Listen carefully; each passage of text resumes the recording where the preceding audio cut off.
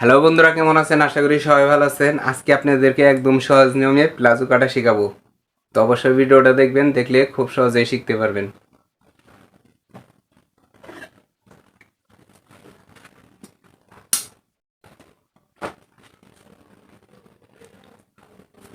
এখানে আপনার যতটুকু কাপড় থাকবে আপনারা দুই বাজে ভাঁজ করবেন।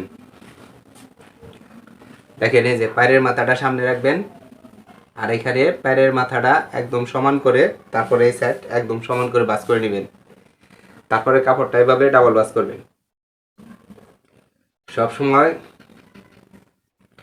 খোলা সাইডটা সামনে রাখবেন।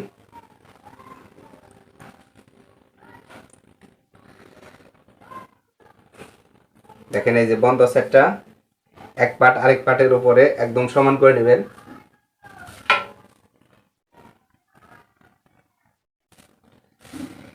এখন যার লং যতটুক ওই লং অনুযায়ী দাগ দিয়ে নেবেন।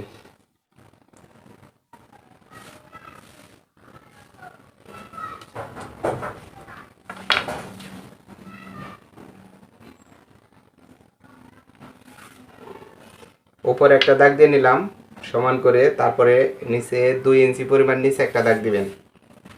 এটা রাবারের গার্ডের জন্য।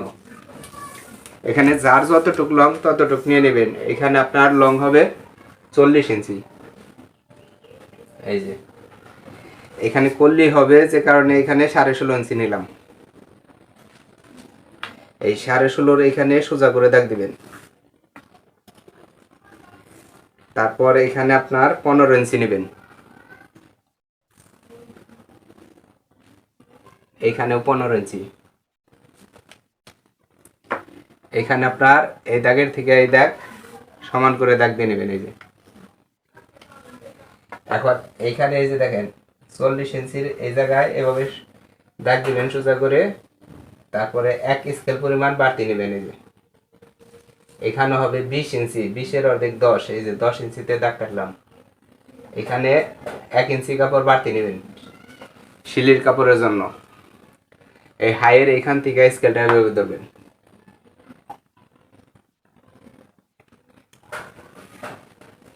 এই যে বাহিরের যে দাগটা, এই দাগে এভাবে মিশিয়ে নেবেন।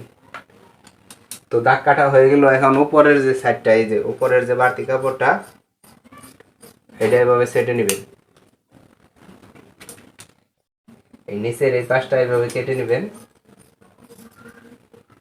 তারপরে এই যে বাহিরের যে দাগটা, এই দাগ অনুযায়ী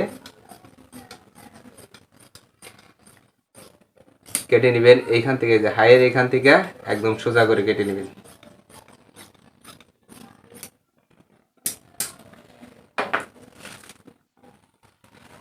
এখন আপনার কল্লির জন্য এখান থেকে দেখেন,